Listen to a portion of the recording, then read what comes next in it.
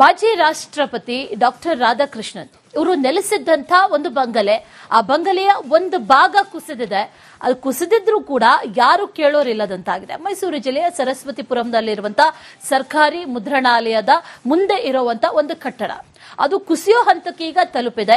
ನಿರ್ವಹಣೆ ಇಲ್ಲ, ಯಾವುದೇ ಮೇಂಟೆನೆನ್ಸ್ ಇಲ್ಲ. ಅದನ್ನು ಮಾಡಬೇಕಾಗಿರುವಂತಹ ಮೈಸೂರು ವಿಶ್ವವಿದ್ಯಾನಿಲಯದ ಆಡಳಿತ ಮಂಡಳಿ ಕಣ್ಣಿದ್ದು ಕೂಡ ಕುರುಡಾಗಿದ್ಯಾ ಅನ್ನೋ ಪ್ರಶ್ನೆ. ಇದರ ಬಗ್ಗೆ ಒಂದು ಪ್ರತ್ಯಕ್ಷ ವರದಿ ಇದೆ, ನೋಡ್ಕೊಂಡ್ಬನ್ನಿ. ಭಾರತದ ಮಾಜಿ ರಾಷ್ಟ್ರಪತಿ ಡಾಕ್ಟರ್ ಸರ್ವಪಲ್ಲಿ ರಾಧಾಕೃಷ್ಣ ಅವರು ವಾಸವಿದ್ದಂತಹ ಮೈಸೂರಿನ ನಿವಾಸ ಈಗ ಶಿಥಿಲಾವಸ್ಥೆಗೆ ತಲುಪಿರುವಂತದ್ದು.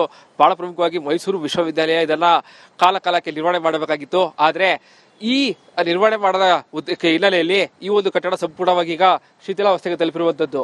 ಈಗಾಗಲೇ ಮೈಸೂರಿನ ಸರಸ್ವತಿಪುರದಲ್ಲಿರುವಂತಹ ಏನು ಡಾಕ್ಟರ್ ಸರ್ವಪಲ್ಲಿ ರಾಧಾಕೃಷ್ಣ ಅವರ ನಿವಾಸ ಇದು 1918ರಿಂದ 21ರವರೆಗೆ ಅವರು ಮೈಸೂರು ವಿಶ್ವವಿದ್ಯಾಲಯದಲ್ಲಿ ತತ್ವಶಾಸ್ತ್ರ ವಿಭಾಗದ ಪ್ರಾಧ್ಯಾಪಕರಾಗಿ ಸೇವೆ ಸಲ್ಲಿಸಿದ್ರು. ಆ ಸಂದರ್ಭದಲ್ಲಿ ಇದೇ ಒಂದು ಕಟ್ಟಡದಲ್ಲಿ ಅವರು ವಾಸವನ್ನ ಮಾಡ್ತಾ ಇದ್ರು.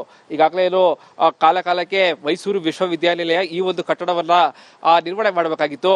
ಪಾರಂಪರಿಕ ಕಟ್ಟಡಗಳ ಅಡಿಯಲ್ಲಿ ಈ ಒಂದು ಕಟ್ಟಡ ಬರುತ್ತೆ.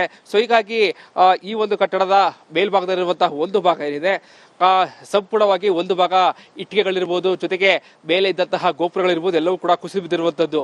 ಜೊತೆಗೆ ಗಿಡಗಂಟೆಗಳೆಲ್ಲವೂ ಕೂಡ ಬೆಳೀತಾ ಇರುವಂತದ್ದು.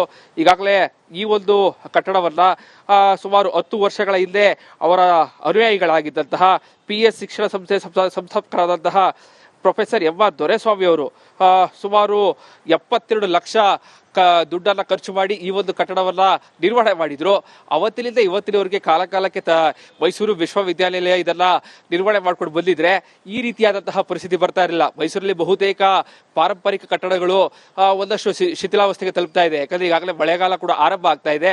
ಒಂದು ವೇಳೆ ಮಳೆ ಜಾಸ್ತಿ ಆದ್ರೆ ಈ ಮೇಲ್ಭಾಗ ಇಟ್ಟಿಗೆ ಬಿದ್ದಿರುವಂತಹ ಭಾಗ ಏನಿದೆ ಆ ಭಾಗ ಸಂಪೂರ್ಣವಾಗಿ ಕುಸಿದು ಬೀಳುವಂತಹ ಸಾಧ್ಯತೆ ಇರುವಂತದ್ದು. ಸೊ ಹೀಗಾಗಿ ಮೈಸೂರು ವಿಶ್ವವಿದ್ಯಾನಿಲಯ ಈ ಒಂದು ಕಟ್ಟಡವನ್ನ ಯಾಕೆ ಇಷ್ಟೊಂದು ನಿರ್ವಹಣೆ ಮಾಡಲಿ ಅಸಡೆ ತೋರಿಸ್ತಾ ಇದೆ, ನಿಜಕ್ಕೂ ಕೂಡ ಬೇಸರದ ಸಂಗತಿ. ಯಾಕಂದ್ರೆ ಸರ್ವಪಲ್ಲಿ ರಾಧಾಕೃಷ್ಣ ಅವರು ದೇಶಕ್ಕೆ ಕೊಟ್ಟಿರುವಂತಹ ಕೊಡುಗೆ ನಿಜಕ್ಕೂ ಕೂಡ ಅಪಾರವಾಗಿದೆ.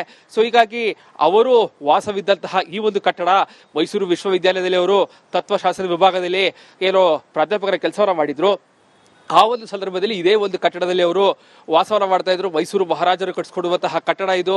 ಸೊ ಹೀಗಾಗಿ ಈ ಒಂದು ಕಟ್ಟಡ ಅವರ ನೆನಪಿನಾರ್ಥವಾಗಿ ಗ್ರಂಥಾಲಯ ಕೂಡ ಸ್ಥಾಪನೆ ಮಾಡಲಾಗಿದೆ. ತದನಂತರದಲ್ಲಿ ಈಗಾಗಲೇ ಸಂಪೂರ್ಣವಾಗಿ ಕಳೆದ 10 ವರ್ಷಗಳ ಹಿಂದೆ ಸುಮಾರು 72 ಲಕ್ಷ ಖರ್ಚನ್ನ ಮಾಡಿ ಅವರ ಅನುಯಾಯಿಗಳು PS ಕಾಲೇಜಿನ ಸಂಸ್ಥಾಪಕರು ಈ ಒಂದು ಕಟ್ಟಡವನ್ನ ನಿರ್ವಹಣೆ ಮಾಡಿದ್ರು. ಅದಾದ ಬಳಿಕ ಈ ಒಂದು ಕಟ್ಟಡವನ್ನ ನಿರ್ವಹಣೆ ಮಾಡುವಲ್ಲಿ ಮೈಸೂರು ವಿಶ್ವವಿದ್ಯಾನಿಲಯ ಎಲ್ಲೋ ಒಂದು ಕಡೆ ಉದ್ದಟ ಆದ್ರೆ ಈ ಒಂದು ಕಟ್ಟಡದ ಬಗ್ಗೆ ನಿರ್ಲಕ್ಷ್ಯವನ್ನು ತೋರಿದ ಕಾರಣಕ್ಕಾಗಿ ಒಂದು ಭಾಗ ಈಗ ಸಂಪೂರ್ಣವಾಗಿ ಇಟ್ಟಿಗೆ ಇರಬಹುದು ಎಲ್ಲವೂ ಕೂಡ ಕುಸಿದು ಬೀಳುವಂತಹ ಹಂತಕ್ಕೆ ಬಂದಿದೆ. ಮಳೆಗಾಲ ಈಗ ಆರಂಭ ಆಗ್ತಾ ಇದೆ. ಇನ್ನಷ್ಟು ಮಳೆ ಜಾಸ್ತಿ ಆದ್ರೆ ಒಂದು ಭಾಗ ಬಹುತೇಕ ಕುಸಿಯುವಂತಹ ಹಂತಕ್ಕೆ ಈಗ ಕಟ್ಟಡ ಬಂದು ನಿಂತಿದೆ. ಸೊ ಹೀಗಾಗಿ ಮುಂದಿನ ದಿನಗಳಾದ್ರೂ ಕೂಡ ಮೈಸೂರು ವಿಶ್ವವಿದ್ಯಾನಿಲಯ ಇದೆಲ್ಲ ಎಚ್ಚೆತ್ತುಕೊಂಡು ಸರಿಪಡಿಸುತ್ತಾ ಕಾದೊಡ್ಬೇಕಾಗಿದೆ. ಕ್ಯಾಮ್ರಾ ಪರ್ಸನ್ ಸಚಿನ್ ಜೊತೆಗೆ ವಿನೋದ್ ಪಡವಾರಳ್ಳಿ, ಮಮ್ಮಿ ಕನ್ನಡ, ಮೈಸೂರು. ಮತ್ತೊಬ್ಬ ಕಾಲರ್ ಯಾದಗಿರಿಯಿಂದ ಚೆನ್ನಪ್ಪ ಕರೆ ಮಾಡಿದ್ದಾರೆ. ಚೆನ್ನಪ್ಪ ಅವರೇ ನಮಸ್ತೆ, ಏನ್ ಹೇಳ್ತೀರಿ ಇದ್ರ ಬಗ್ಗೆ? ನಮಸ್ತೆ ಮೇಡಮ್.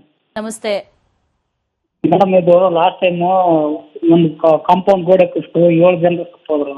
ಹೌದು. ಅದನ್ನ ನೋಡ್ಕೊಂಡಾಗ ಇದೆಲ್ಲ ಸರಿ ಮಾಡ್ಬೋದಲ್ಲ ಹಿರಿಯ ಅಧಿಕಾರಿಗಳು, ಸರ್ಕಾರಗಳು? ಯಾಕೆ ಜನರಿಗೆ ಹೌದು ಜನರ ಪ್ರಾಣಕ್ಕೆ ಬೆಲೆನೇ ಇಲ್ವಾಪ. ಆದ್ರೆ BB ಅಧಿಕಾರಿಗಳು ಏನ್ ಮಾಡ್ತಾ ಇದಾರೆ, ಅವ್ರಂತೂ ಪೇಮೆಂಟ್ ತಗೊಂತಾ ಇದಾರಲ್ಲ, ಏನ್ ಸರಿ ಇದೆ ಏನ್ ಸರಿ ಇಲ್ಲ ಅಂತ ನೋಡ್ಕೊಳಕ್ಕೆ ಅವ್ರು ಇರೋದೇ ತಾನೆ. ಹೌದು. ಅವ್ರು ಯಾಕೆ ಈ ತರ ಮಾಡ್ತಾ ಇದ್ದಾರೆ ಅಂತ ಗೊತ್ತಾಗ್ತಾ ಇಲ್ಲ. ಪಾಪ ಯಾರೋ ಒಬ್ಬೊಬ್ರ ಕುಟುಂಬದಲ್ಲಿ ಒಬ್ರು ತೀರ್ಕೊಂಡು ಹೋದ್ರೆ ಅವರೇ ಆಧಾರವಾಗಿರ್ತಾರ ಅವ್ರ ಕುಟುಂಬಕ್ಕೆ. ಹೌದಾ ಮೇಡಮ್?